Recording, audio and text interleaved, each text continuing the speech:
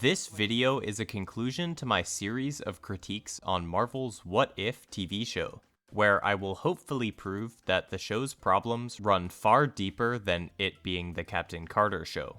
If you haven't seen my prior What If videos, then you're going to be missing context for a lot of the stuff I'm going to say in this video. You should probably go watch those first. Before we begin, I'd like to rapid fire through the mistakes in my series that were brought to my attention. I said that Peggy catching up to the motorcycle is faster than we've seen Steve run, but we have seen Steve run at the speed of a car in Civil War. Peggy hopping with the bike actually is a thing that can be done, called a bunny hop, although the heights she gets to still seem unreasonable. What Clint says in episode 1 could be in character for this Clint, considering this timeline has 70 years of difference, so -1 on the out of character count.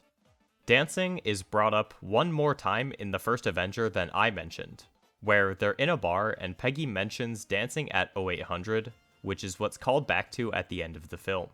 T'Challa speaking to the Ravagers isn't contradicting Peter needing a translator implant, because you are able to have a conversation both ways, even if only one person has a translator implant. We see this in Infinity War through conversations like Tony and the Guardians. So in this case, it could be that everyone but T'Challa has an implant, so the conversation is possible. Bruce is definitely out of character in episode 3 for being unconcerned about other people's safety and saying it'll be alright just because he can't die. That is completely against how he's characterized in that movie, and puts the out of character count back to what it was. Loki uses the Casket of Ancient Winters in episode 3. I point out why that would be an issue in my video on episode 7, but somehow missed it here. Oops. The UN could meet in one day against Protocol if Loki forced them to. However, Loki doesn't even care about taking over Earth until after the events of Thor. He just wants Odin's approval, which this would not get him. And I find it hard to believe Asgard even has a big enough army to do that, given that Asgard is, at best, the size of a big city. Strange Supreme getting electrocuted, but gets electrocuted by something, is because of the protection spell. I was wrong when I said that Christine doesn't show up between Doctor Strange becoming a sorcerer and Multiverse of Madness, because she shows up when he goes to the hospital after being stabbed, and after the Ancient One dies. It is possible for the book about breaking absolute points to exist, if it was just based on theory. I don't know how this theory could be derived, but unlike what I said in the video, it's technically possible, I guess. I said that Zombie Strange doesn't have the Time Stone, but he actually does have the Eye of Agamotto around his neck, which makes it even stranger that the Time Stone got to Zombie Thanos so quickly. I missed that the camp Vision holds Zombie Wanda at, Camp Lehigh, is where Steve and Natasha find Zola before the base gets entirely blown up, shortly before S.H.I.E.L.D. is shut down for good. So it doesn't make any sense that Camp Lehigh is still standing at the time of Infinity War. Zombie Wanda is upset when Vision dies, so when I said she doesn't have any love for Vision, that was wrong, but it still doesn't make Vision's actions make sense. Contrary to what I said in that video, you actually can safely hold Infinity Stones as Bruce does, just not the Power Stone. The Sub-Ultron bots don't voluntarily wait for 90 seconds before broadcasting, because Zola also takes 90 seconds. That's just how long it takes to boot up the signal, which is a bizarre limitation given how Ultron could have created these guys however he wants, and could just have them prepared to send off a signal at all times. I say that Thanos willingly kept the gauntlet on in Endgame, when in reality it seems to have been fused to his arm, or at least no longer possible to remove. Either way, he still had the stones for 20 days. Sending a consciousness is actually a feature of the bots in Age of Ultron, but I still consider it a problem in the episode that it's a feature, because the main body can just teleport anywhere it's needed. Ultron doesn't need this functionality in his new bots. I said that Thanos only bleeds once in Infinity War, but he obviously also bleeds when Thor stabs him with Stormbreaker. Whoops. Zola could have been talking about Hitler, not Red Skull, when he said, "He will not be the first genocidal megalomaniac I have had to contend with," which makes more sense. Caecilius actually can bend geometry outside the mirror dimension, I was wrong when I said he couldn't.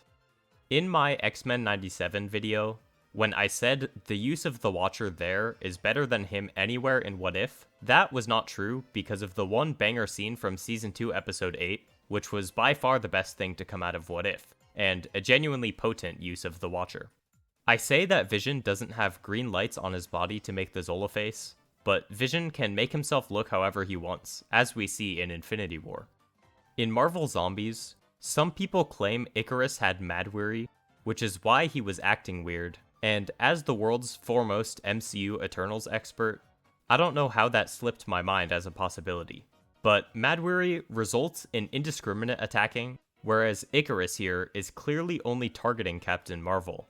It wouldn't even be possible for him to have Mad Weary, because it is caused by a faulty memory reset 7,000 plus years in the past, and the timeline's change didn't happen until 2018. So since he didn't have Mad Weary in the main timeline, he wouldn't have it here. In my Marvel Zombies video, I said that Wanda shouldn't be here because she got blown up in the What If finale, but I missed that in the group of zombies, neither Cap nor Falcon were cut in half like they were in Season 1 Episode 5, meaning this was an alternate timeline than the What If Zombies episode. I think that was just an accident on the part of the animators, but it technically covers up for the Zombies show, as that makes this an alternate zombie Wanda that got blown up. This last one is not an error on my part, but rather the most common, "you missed this issue" comment that is just flat out wrong. Many people say that Infinity Stones don't work across universes. The comics say so, and the Loki show confirms it. Therefore, Infinity Ultron couldn't use the stones in other universes, like he does in episodes 8 and 9. However, the comics are not canon to the MCU, and the stones not working in Loki is because of the no magic in the TVA rule.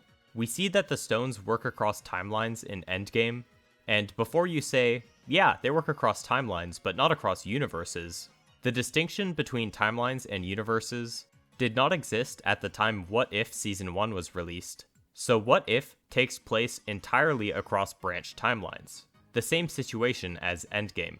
Infinity Ultron being able to use the stones in other timelines doesn't contradict anything, although him being able to use the stones in the Watcher's place between timelines is a little weird.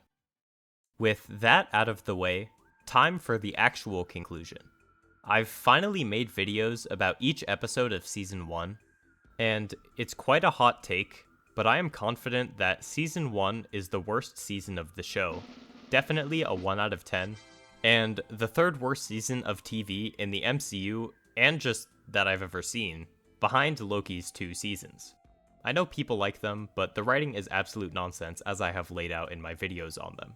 Despite technically averaging out to a 2 out of 10, this season is undoubtedly worse than the sum of its parts, because for most episodes, the reason I don't give them a 1 out of 10 isn't because of anything good in them, but rather because of a lower amount or severity of issues. They don't exactly help the season as a whole, especially when the finale is such a pitiful attempt to combine all these episodes together, and absolutely the worst episode of the show, even worse than the other 2 finales.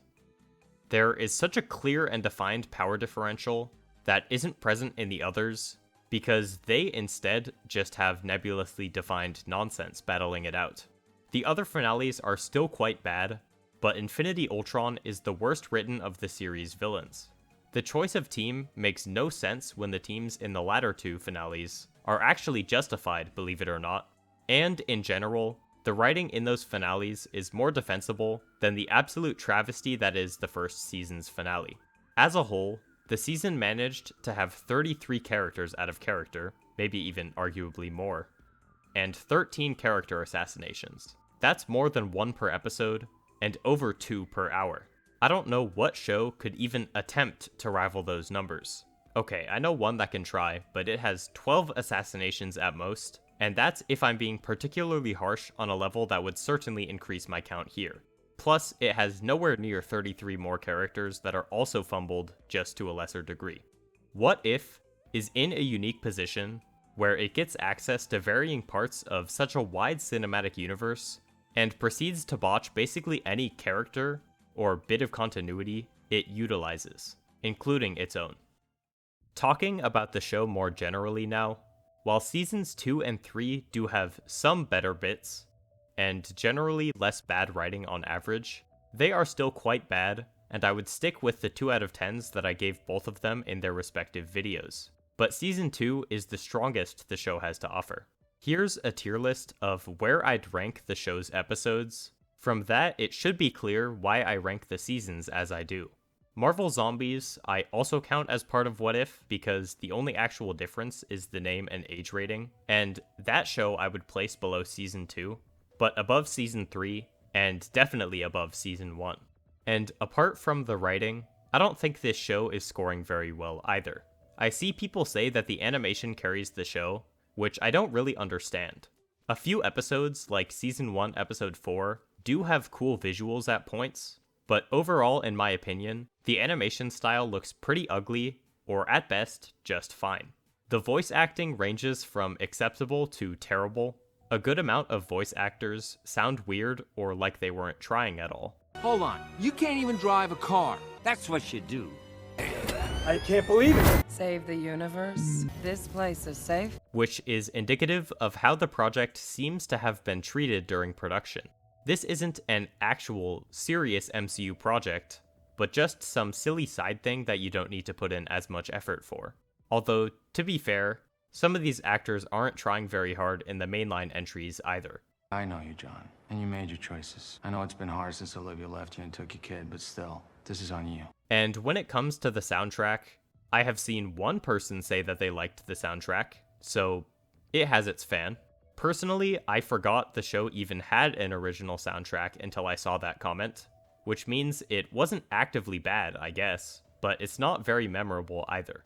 You have no idea how many times I have listened to the main theme watching this show and editing these videos, and yet I could not hum it for you. Every time I hear it, I'm reminded, oh yeah, that's what it sounds like. That's all I have to say about the other elements, so back on the writing. What If is a show about how greatly things can change based on a single small difference from what we know, the sacred timeline. And it fails that concept so badly that the only people staunchly defending the show completely miss the point of the show. I have gotten so many comments defending continuity errors by saying, you are clearly forgetting that they're alternate universes, so anything can be different. Missing the premise of the show that there is only one specific difference, which the watcher specifies or implies each episode, that creates a branch timeline and snowballs into many changes. It was the same as the sacred timeline before that point. I think the defenders are just forgetting that or grasping at straws to wiggle out of the premise of the show, because the show is explicit on this point. That's the moment that created a new universe. And even if that's not enough for you, the official timeline book lays this out as well. I think I have pretty thoroughly shown that the writers completely failed this premise, frequently changing events or characters that wouldn't actually have been changed by the difference given, ruining the point of it being a what-if scenario in the first place, and causing a bunch of continuity errors and character inconsistencies that completely break the story. This show could have been way better. In fact, let's explore what could have been done with this concept were it to be taken more seriously and developed more thoroughly. From the get-go, the structure of the show is already a bad idea. Making it an anthology series was good, having a crossover finale was not. That's one episode that could have explored another what-if scenario that instead is spent meddling with convoluted multiverse mechanics to pull together the season's characters in a hard-to-justify way so that we can have a team that, frankly, we are unlikely to care about because they each got 30 minutes at most. It wasn't impossible to make that work, but it's a massive uphill battle to write, and, well, the writers of this show were in a wheelchair.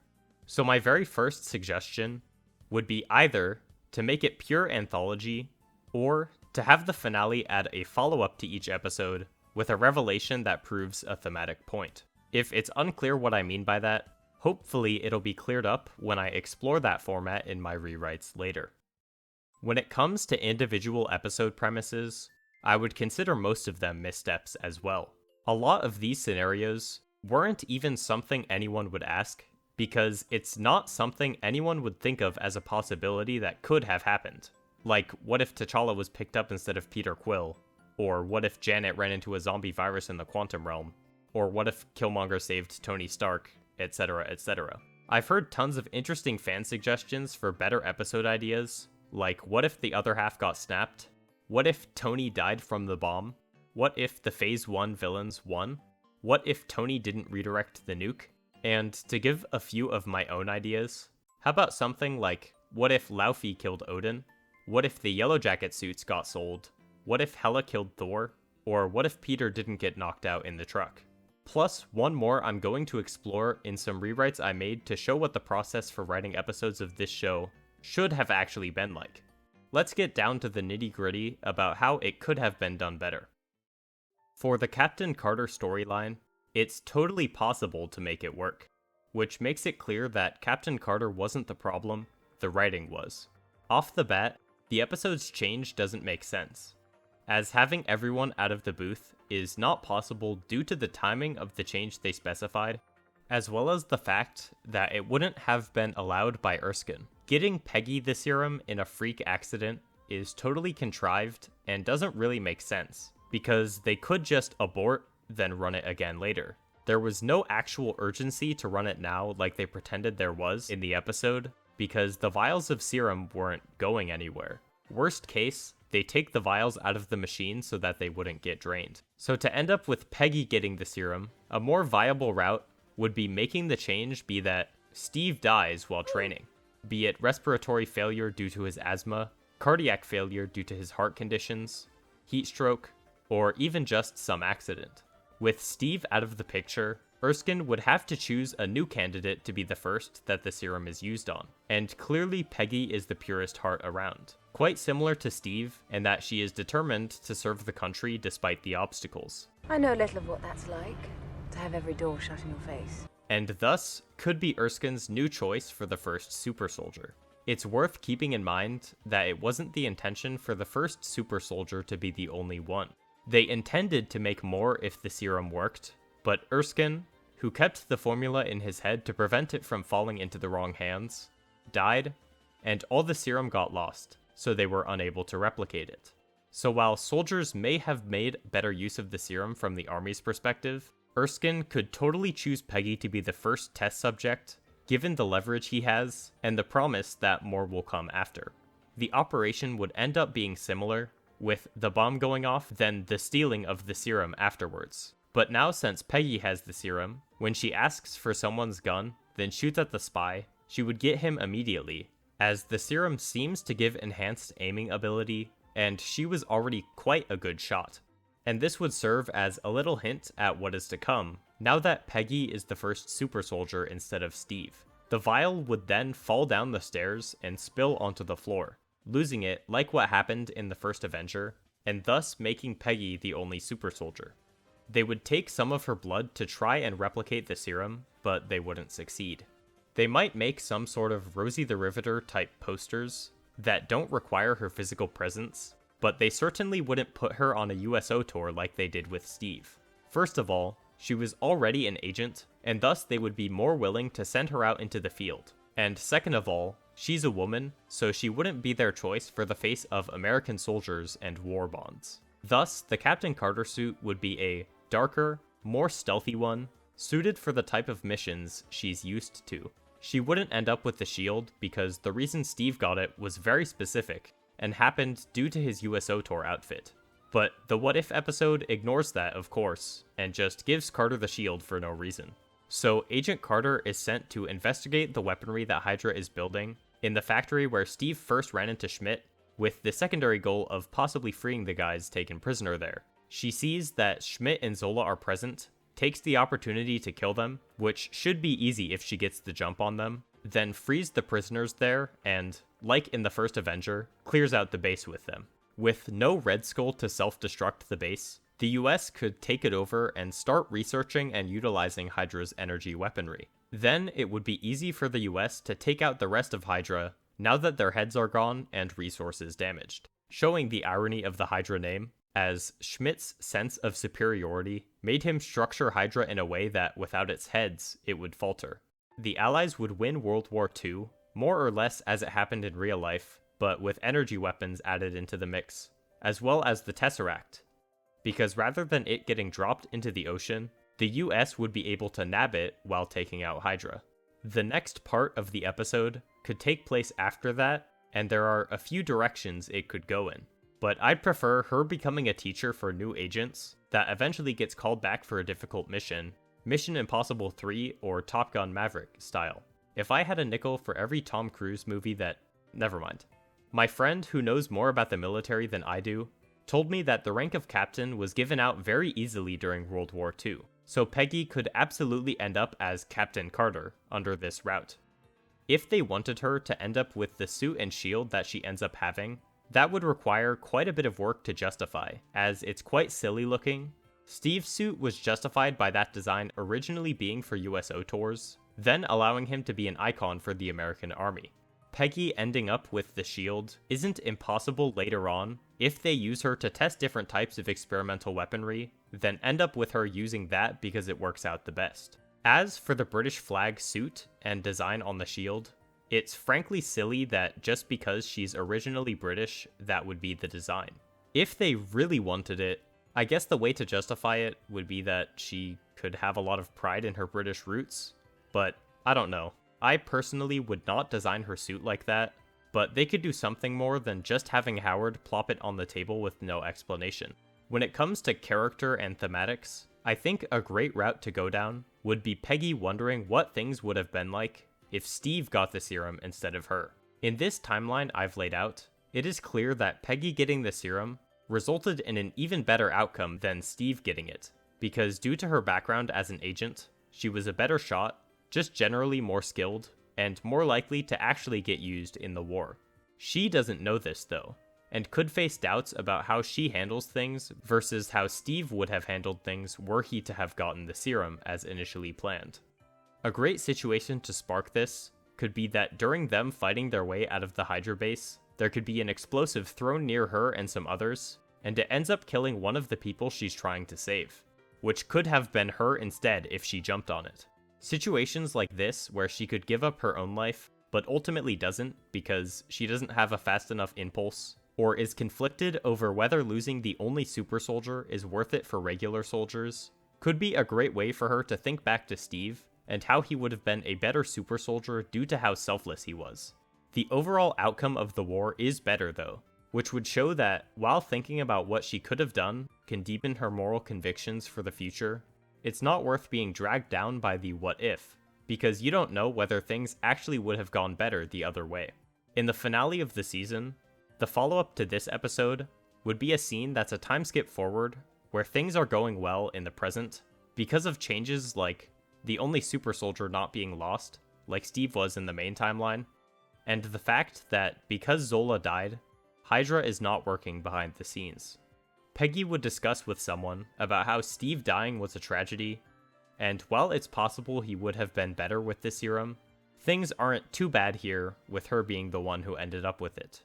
It could also incorporate the line, "We won," to mirror Steve's arc from pessimism to optimism in Avengers. If there was a follow-up episode, it would follow the events of Avengers, but with old Peggy being there instead of Steve. It would be able to show how things would have gone different with no Captain America, and rather a super soldier that is in more of a strategist and or teacher role. I think she could have some interesting stuff with Natasha, far more interesting than the show we got does, given their different secret agent type backgrounds. There would likely be changes to the Avengers as well. For example, Bruce might just be Bruce because he was trying to replicate Captain America's super soldier serum. The knowledge about it would be different in this timeline, and likely lead to a different process that doesn't awaken the Hulk. Overall, I think there is a lot of interesting stuff they could do with this timeline. Probably my hottest take about this show is that I think the Strange episode is poorly written through and through, even one of the worst episodes of the show. So I hear you asking how I would write it. Well, I'm glad you ask, because I think a time travel episode that involves Doctor Strange has a lot of potential. It just has to be approached correctly. Off the bat, I think the change should be that Caecilius, rather than just stealing a page, stole the whole book of Cagliostro, as this provides a reason as to why, in this episode, Strange would have a limited understanding of the capabilities and risks of the Time Stone. And just so we're clear, while You really should have stolen the whole book because the warnings come after the spell. It's funny. is a top-tier joke, probably the MCU's best, Caecilius having the warnings would not actually impede his desire to summon Dormammu, because he thinks the sorcerers are wrong about the supposed downsides of the Dark Dimension's eternal life. With this change being the case, it would play out basically the same up until the scene where Strange tests out the Time Stone doesn't happen, which in turn means that Wong and Mordo aren't standing in between the doors to the sanctums, and don't get knocked out by the rubble of the London sanctum being destroyed. However, Wong does see it happen.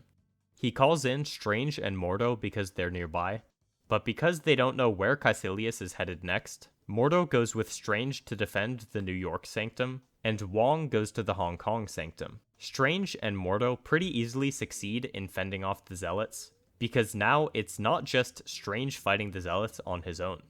On top of that, Strange wouldn't have spent his time reading the Book of Cagliostro, and instead would have a bit more time to practice more combat spells, and thus he would do a tiny bit better in this fight than he did in the original movie. And here, Caecilius notices the vast array of spells Strange has at his disposal despite being so new. Where did you learn the litany of spells required to even understand it? You were born for the mystic arts. Caecilius and the Zealots come back shortly after like they did in the original movie, then the same chase and fight happens, during which Caecilius accidentally drops a shred of a page of the book that Strange picks up to look through later. This still concludes with the Ancient One dying, and saying that despite repeatedly changing the future, her death was unavoidable. Strange and Mordo argue about the Ancient One's use of the Dark Dimension, like in the original movie. Wong gets killed like he does in the original movie, but now the sorcerers in Hong Kong had more time to prepare as Wong came to warn them earlier. They are able to fend off Caecilius and co. Strange arrives at the scene with Mordo, and they find out that Caecilius and co have escaped again, and Wong died. In a conversation with Mordo, though Mordo asserts that this was a victory as they were able to defend the sanctum, Strange sees this as a failure on his part. If he had just come earlier, he could have saved Wong. The reasoning he gives for being so upset is that saving Wong would have helped the sorcerers maintain their forces to be ready for whatever comes next. When he's back at Camartage, he reads through the shred of paper he picked up earlier. One side he's not able to pull much from because it's a fragment of a spell, but on the other side he finds a time travel spell, and realizes that he can use it to save Wong. So he grabs the Eye of Agamotto and activates the spell. It puts him back to when he was talking with Mordo after the Ancient One's death, and instead of talking, he immediately gets Mordo to go with him to Hong Kong. They help Wong fight when the Zealots show up, and are able to kill them. Small note here, Strange is averse to killing earlier in the movie, and if he was upset enough about that here, he would travel back to make sure it doesn't happen. So the best way to plot around that would be to have Wong and Mordo deal the killing blows. Strange would still be involved that way, but he at least isn't directly killing, and the death of the Ancient One at their hand likely showed Strange that killing Caecilius and the Zealots is more necessary than he originally thought. Afterwards, they realized that because the New York Sanctum's guardian was killed, the Zealots were able to destroy it. Mordo says that this was a mistake on their part, but it can be rebuilt. Strange, again, is frustrated that he could have prevented this, but didn't because they got distracted. So he goes back to Camartage, and again uses the spell to travel back to right after the Ancient One's death, then finds Mordo and tells him that the New York Sanctum is unguarded. They go there and fight off Caecilius and his Zealots. Then Strange gets them to head to Hong Kong, fighting the Zealots with Wong, to save him and kill the Zealots in the process. Strange checks for the book, but neither Caecilius nor any of the Zealots have it on them this time, so it's lost forever. Strange is commended by Mordo for his quick thinking, then Strange questions why the Zealots didn't have the book on them. So Mordo says that there would be no reason to carry the book around with them, because they just needed it to learn the spells. This makes Strange raise an eyebrow, but he doesn't say anything. The Watcher narrates that as time went on, Strange would use the time travel spell to redo mistakes that got smaller and smaller, maintaining his perfect record without anyone needing to know how he did it. This seems like an unsatisfying way for things to go. Caecilius just happened to lose a shred of the book that gives Strange the perfect tool to fix his problems, and the conclusion is just that he keeps lying to everyone to maintain his perfect record and gets away with it? Well, in the finale of the season, the segment that follows up on this episode would be that Strange messes up something minor, so he goes to Camartage to grab the Eye of Agamotto. Except he has gotten careless, and rather than checking that the place is empty before going, he teleports right to the Eye, and Mordo is there waiting for him when he portals in. Mordo has a monologue about how he suspected more and more as time went on that something was off about Strange. He was just too perfect. He always knew what was coming next. And he asks if Strange all this time has been using the Time Stone to undo his mistakes. Strange says yes and starts to justify himself, but Mordo cuts him off, asking, "Do you have any idea what you've done?" And explaining that this is not some spell that just allows you to rewrite history.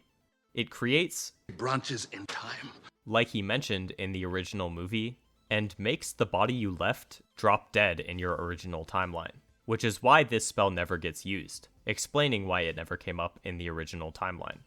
Strange was not fixing his mistakes. He was running away from them and hiding them, thinking that he could get away with it, because the shred didn't have the full information. The warnings come after the spells. Mordo asks how he learned this spell with the Book of Cagliostro gone, to which Strange responds that Caecilius dropped a shred of the Book of Cagliostro when fleeing. Mordo puts the pieces together. This was no accident. Caecilius, seeing Strange as a talented up-and-comer who may soon pose a threat to him, wanted Strange out of the picture, so he intentionally dropped this shred in order to kill the Strange in that timeline. We cut over to Strange's original timeline and see that this indeed was the case, and with Wong and Strange gone, the Zealots are able to overtake the last Sanctum and summon Dormammu. Strange falls to his knees and realizes the weight of what he has done, creating and abandoning countless timelines just to fix his mistakes and uphold his image, his perfect record. I am obviously partial to this idea because I wrote it, but I think this is far better than what we actually got out of the Strange episode. For one, time travel that gets introduced like this has to have a clear reason for never being used. Otherwise, you are introducing a tool that absolutely would have shown up in the main timeline, yet didn't. If you want to argue that the inability to cause a paradox is what caused the time travel in the What If episode to never be used, because you are so limited in what is possible to change, then Strange would have read about that and known it, because reading everything is exactly what he did. This is why, in writing this, I made sure that he had access to the spell, but not the warning. On a character level, Christine is simply not the strong motivation the What If episode makes her out to be, especially when the stakes are clearly laid out as universe ending.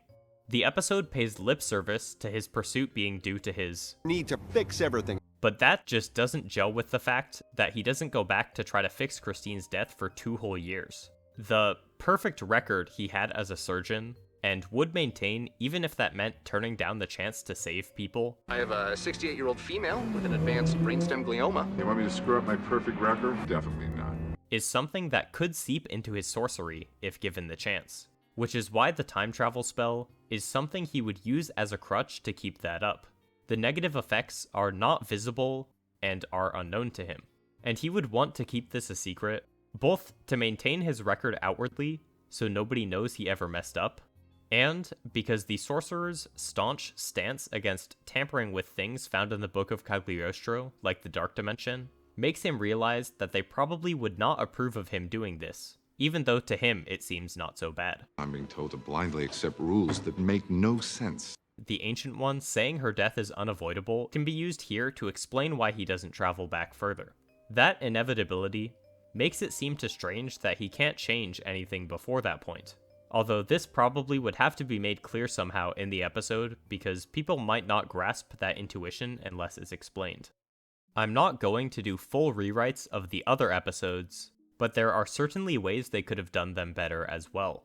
For the T'Challa episode, honestly just completely scrap that one because it was bad idea after bad idea.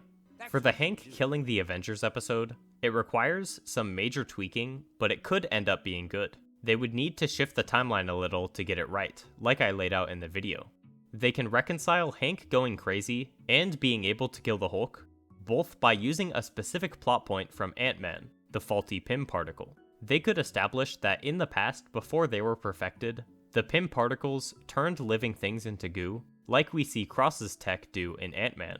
So Hank, in his grief and anger, is trying to recreate that to possibly get a clean and untraceable revenge on Fury, which he reasons to himself that he would never actually do, but wants to make it just to entertain the idea. While working on it, it alters his brain chemistry a little, like it did for Darren before he put on the suit and went full crazy mode.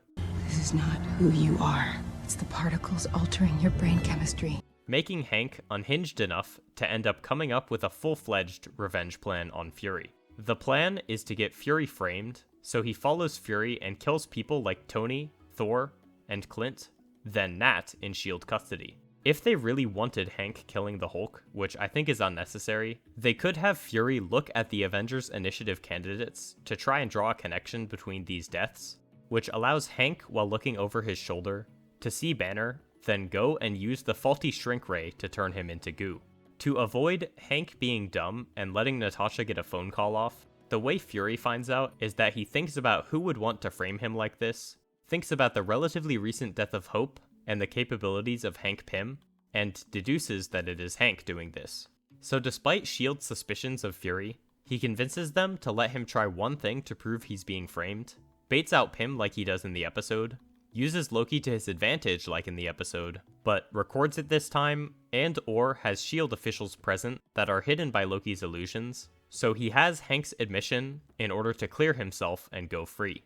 Other than that, just a few more things would need to be tweaked, like Loki's use of the Casket of Ancient Winters needing to not happen, so either he could just threaten to attack rather than attacking right away, or just have someone else like Sif use it for him. For the Zombies episode, that one would require a rewrite from the ground up that I don't really care to work out here. Same with the Killmonger episode, but I don't even consider that one a worthwhile idea. For episode 7, I obviously don't think the whole partying thing is a worthwhile plot, or even one that makes any sense, but at the very least, they could have Thor be an only child, through making the change be that Odin never found baby Loki, so Loki just died. Loki wasn't important to the episode anyway, and this makes way more sense than Odin returning him.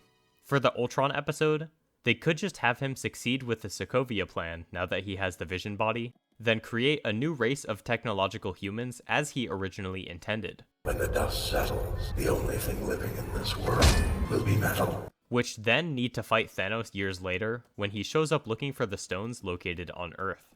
And by then, maybe Ultron has located and made use of the Time Stone so that it could be a pretty even fight. I could write out more rewrites like this. It's an extremely fun process, but I think these are enough to prove that the show could have been a whole lot better. While writing these, it astonished me how you can have a team of people writing for this show as their job, and not have them work things out as meticulously as I did for fun in a matter of hours. It takes entertaining ideas that might not work out, but it's better to be bounded by continuity than to ignore it. It's like solving a puzzle. You just decide one change, then see what changes it would logically lead to, and how you could use those to tell a good story. A good season of What If would use scenarios like these to show how small changes can cause big differences. Doing so has the benefit of allowing you to look into the plot of the original movies and see how small details are accounted for. For example, I never realized until writing this that the reason Strange has to fight Caecilius alone at first was because the rubble from the London Sanctum explosion knocked out Wong and Mordo. So rather than just putting those two on pause, like the writers of What If would do, the writers actually accounted for why Wong and Mordo didn't immediately follow Strange to the New York Sanctum. An even better season of What If would also give an overarching thematic message on top of this. My rewrites here were intended to do something that Season 2 briefly tried to, that being making a thematic point about the question of what if itself. What if, what if, what if? I have to try. My idea for the Carter episode explores how you don't need to get caught up on how things could have been better if something changed, because they might not have been. Instead, it's better to just live the life you've been given. And for the Strange episode, I think time travel that creates branch timelines is a perfect way to have Strange exploring the what if of, what if I didn't mess up here? Living in an alternate reality rather than his own, because to be perfect is not realistic. Plus, it is time travel that gels with the main concept of the show also being branch timelines. I reiterate from my Season 2 video, it would have been awesome for a what if show to have the thematic conclusion that it is bad to ask what if rather than living in the present, then have the show end. A what if show that is firing on all cylinders would also have used its retroactive continuity potential for good. Things about these timelines that would be the same given the established point of difference can establish facts about the original timeline, and thus could provide explanations for plot holes or confusing elements in previous movies. For example, I used the Doctor Strange episode to confirm that Caecilius and his zealots destroyed the New York Sanctum in the chunk of time that includes the Ancient One's death and Strange and Mordo's argument about the Ancient One, which is something that people are confused about because it never gets shown on screen. I think I have talked about this show quite enough and made it clear that it could have been much better than what we got. The common sentiment is that the reason What If is bad is because it's the Captain Carter show and she gets too much screen time.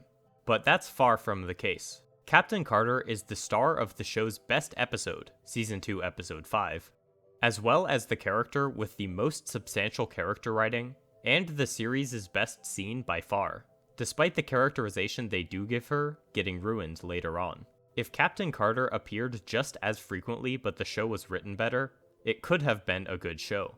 The rampant continuity, plotting, and character writing issues are what prevent that from being the case. There are plenty of episodes that don't have Captain Carter in them, and yet are terrible all the same. Sure, the writers do bend the plot around her at points, and it damages the plotting when they do that. They also do write her poorly on multiple occasions. But those cases are less of Captain Carter being the issue, and more so just the writing overall being terrible, no matter what character is on screen. Simply put, Captain Carter is not the issue, because the show's actual issues run deeper than that. This officially concludes my series breaking down Marvel Studios' What If, and hopefully, I won't have to think about this show ever again. But that's likely not the case, because it's gonna come up here and there, like if I ever discuss X-Men 97 Season 2 and what its writer previously worked on. I dread the coming release of that show. With that, I'm going to be switching up what I cover a little bit, because I've done a lot of these critiques in a row, and want to work on some other video ideas I've had for a while. So the Loki series is getting put on pause, possibly indefinitely. Sorry if you were waiting on that one. I have a few different ideas in the pipeline that are pretty different from what I usually do. They might be a pretty wild shift, so if you're an avid watcher of my channel, you might be in for a treat. And as always, thanks for watching.